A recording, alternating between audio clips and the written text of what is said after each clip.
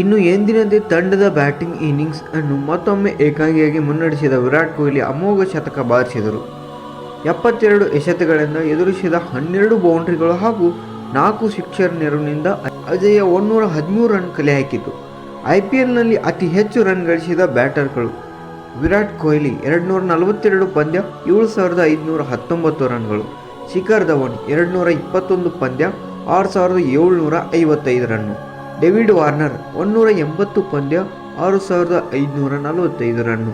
ರೋಹಿತ್ ಶರ್ಮಾ 246 ಪಂದ್ಯ 6280 ರನ್.